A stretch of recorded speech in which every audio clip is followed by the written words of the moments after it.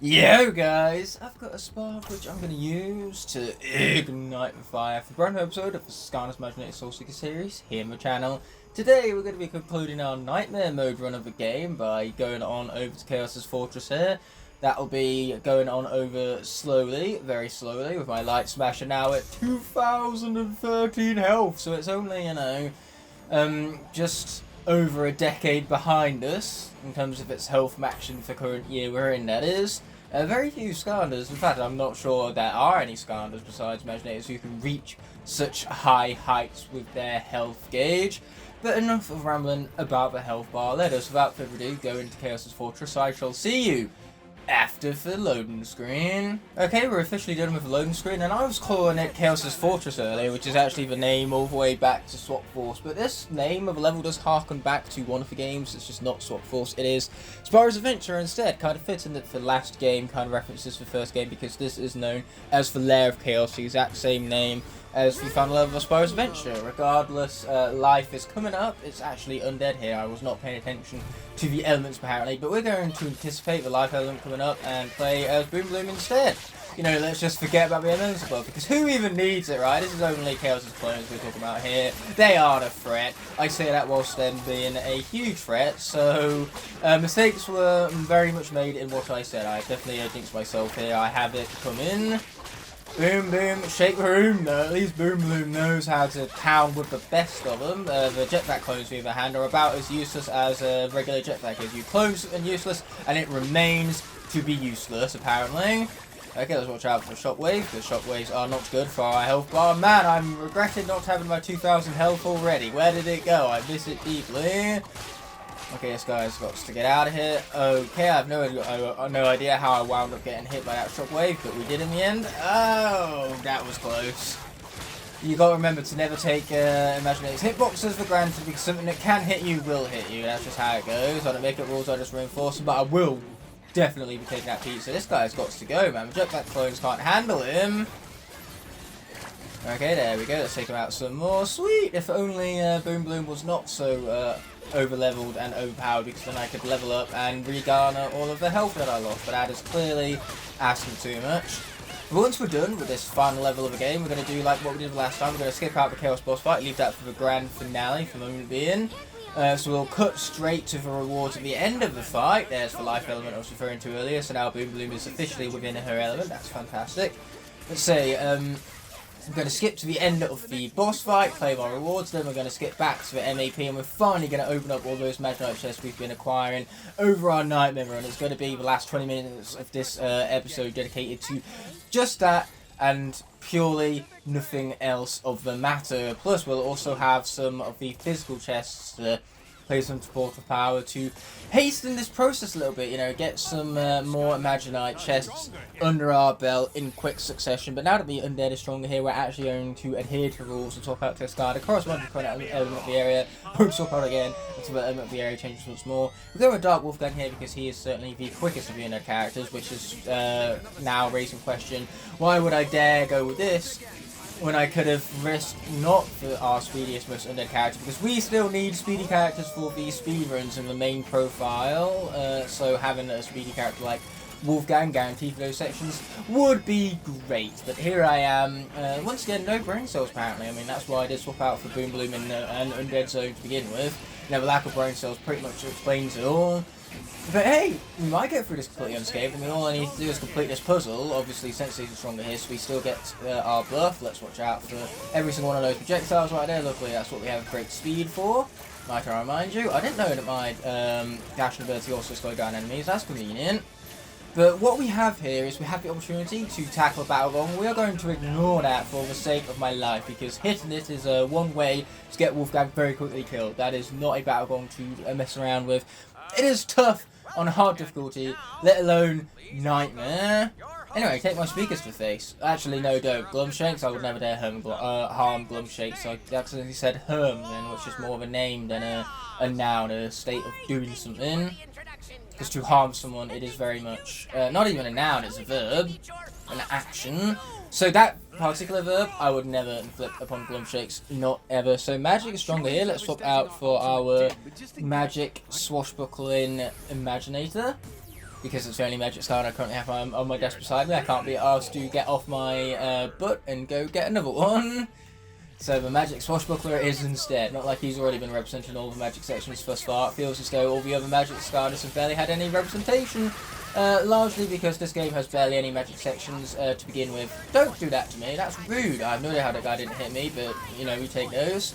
Take my orbs to the face, suckers. Anyway, it's not like this is a particularly long Magic section of the game. Like, this is no problem for Magic sections of the game. Whenever they do pop up, they are incredibly short, just like that. So we've done with already, so for the Earth section, we're going to place onto the portal, we're going to go back actually, to Legendary Tri-Tip, because Golden Queen, the most interesting thing about her is obviously her turrets.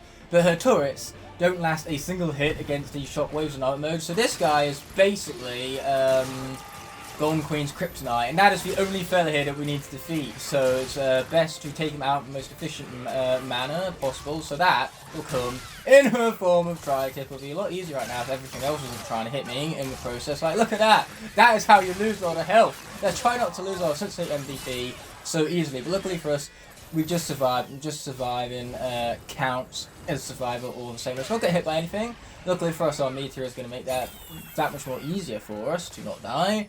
Thank you, Meteors. No thanks for frame rate drops, though. I got very concerned about my game crashing for a moment there. But Tri-Tip being back up to full health is exactly what we're looking for. So with that, let's also grab the chest also here, because why not? Legendary Tri-Tip is not nearly rich enough yet. He's only at 5 digits, which is pathetic. Speaking of pathetic, that animation wasn't great. But then again, this is Imaginators we're talking about here. Not great animations is pretty much the name of the game. So, not even Undead Dark's about to pop up here. Let's actually swap out for the correct elemental character, shall we? So, what we're going to do here is usher in the debut of Steel-Plated Hudskull. I have not been looking forward to this moment, but it is pretty much one of the only characters we are yet to place onto portals. So whilst he is ugly, what he is good for is leveling up our Imaginators like he's just about to do. So that's going to bring them all the way up to 56, I believe. 58, I believe incorrectly, so we are very close to having very maxed out Imaginators, extremely maxed out Imaginators. There's only a matter of a couple of senseis I own that are yet to have been placed onto the portal. Mystic Titan Crow being one of them. But what I'm going to focus on now is not dying, because that really cheap hit at the start could have been the end of Hudskull entirely, and if he dies here, you know, he remains there throughout the remainder of the series. That's just how the rules work. So I would lose to hate, or I would hate to lose even, Hudskull in its entirety. Luckily, this is a very short section of the game, and this is the one and only time we are going to see Steel-Plated Hudskull in the flesh, so I am glad that after this is said and done, we don't need to worry about him ever again. We can go back to his regular version, which is a version that doesn't hurt my eyes to look at, so that would be much welcome indeed, but we've got to survive this first in order to get back to that. So now that this has been said and done, I'm going to press this X button and I will see you at the end of the Kaos boss fight. Boom. Okay, so we're back with the rewards from Kaos, and they're basically the exact same as they were the first time around, so unfortunately these are going to waste because these we have unlocked already. But fortunately for us, the latter half of this chest with the ultimate pieces, because these are duplicate parts, they're going to boost our stats, and these just so happen to be the stats of our life central, so that's immediately going to get buffed up just by these pieces being unlocked for secondary time. So without further ado, let's unlock the final central weapon here, the Sword Staff, and now I will see you back at the MAP. Okay, now that we're back at MAP, I've had enough of looking at Steel-Plated Hudskull. To be honest, my eyes spin through enough, and so I therefore don't need to say any more of that monstrosity, and instead, we're going to play some Portal Enchanted, Mystic Starstrike, or Mystical Starstrike. I can't even get it right when I'm not joking, so Mystical, I called him Starstrike, so I went from Enchanted Type of Crow to Mystical Starstrike, apparently. But with Mystical Tycoon Crow, we are leveling up our Imaginators once again. We're at level 59, and with him being... he's not even close to being maxed out, actually. But none of that matters, because all he's going to be doing is jettisoning ourselves over to the island. We just saw a short preview of there, so that we can open up a shit ton of Imaginite chests. Let's just spend the latter half of this episode doing that, just that, and nothing else but that.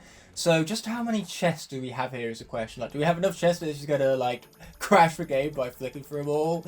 No? I'm surprised that the game hasn't crashed yet, but man, it's just so satisfying to flick through all of these. Okay, so the store is useless to us because, obviously we can't buy the chests digitally through those means, but there's nothing stopping us from taking advantage of our physical chest once we're done with everything currently in the vault.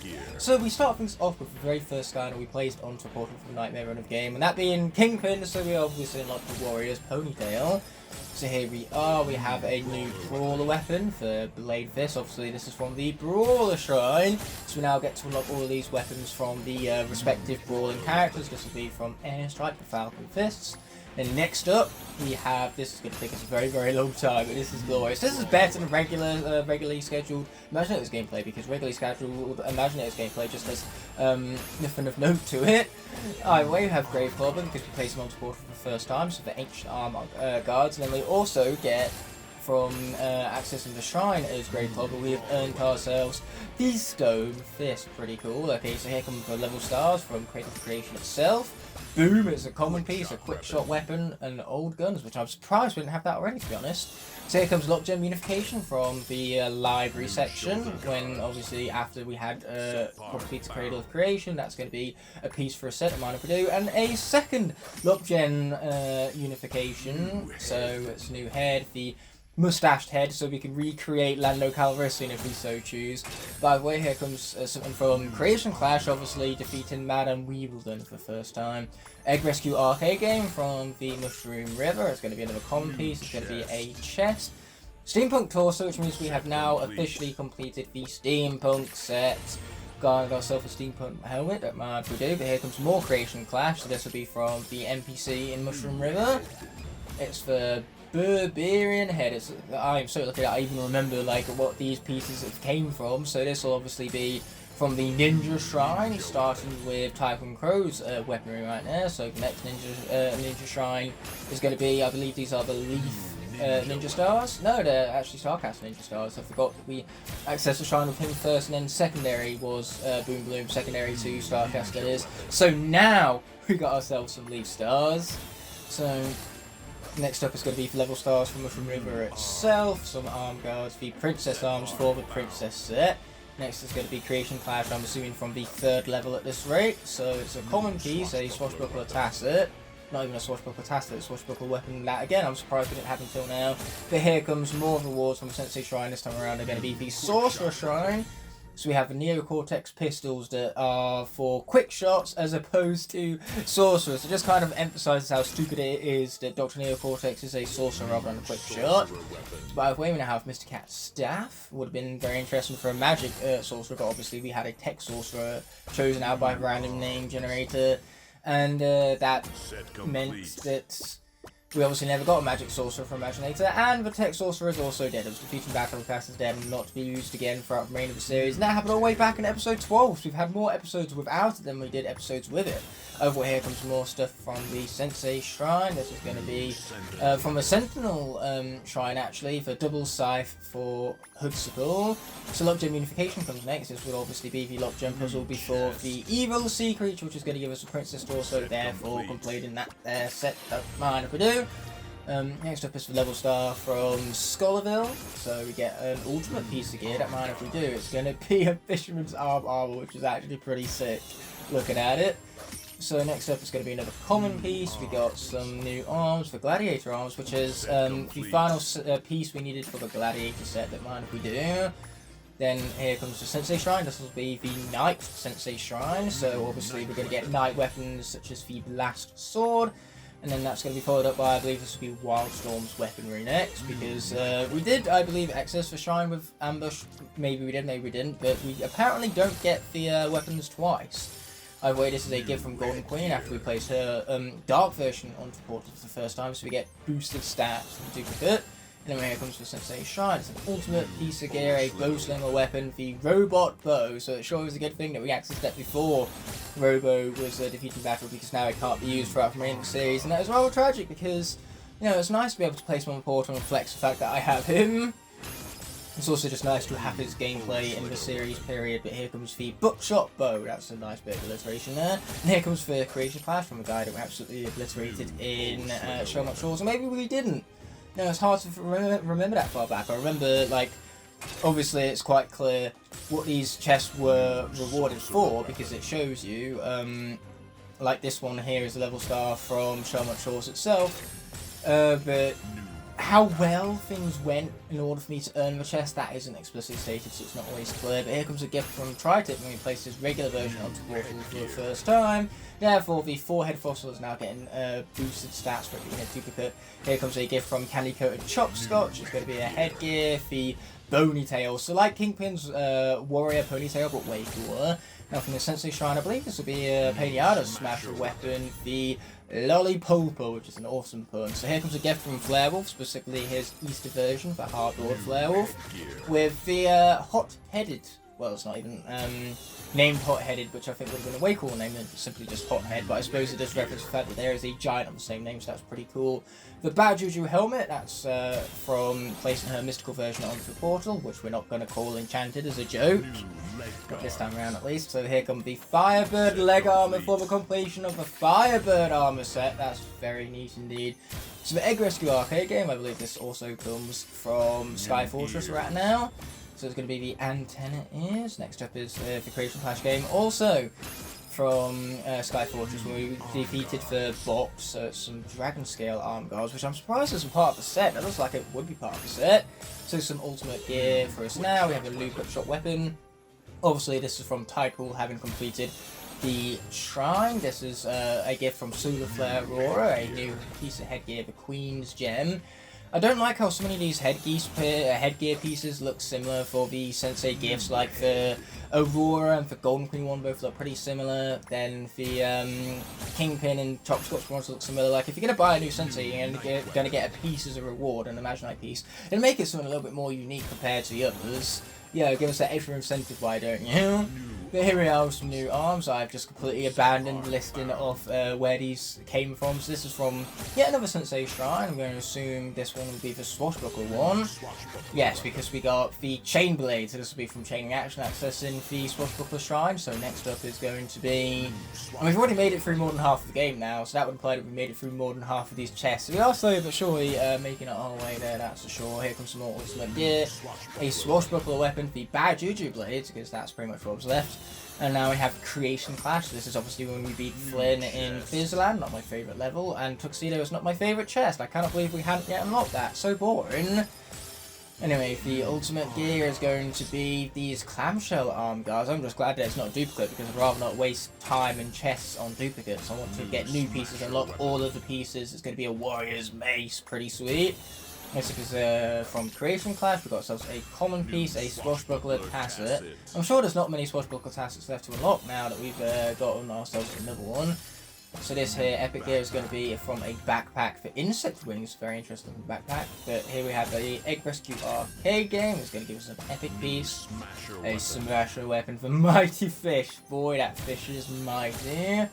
So here come rewards from Garage Challenges. I believe we're now into the Golden Arcade. Yes, because this is when we would have played onto Portal for the first time. Jingle Bells Chompy Mage, giving us a Chompy backpack, obviously with duplicated stats.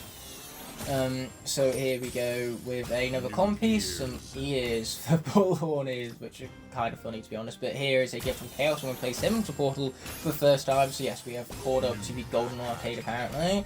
The Chaos backpack!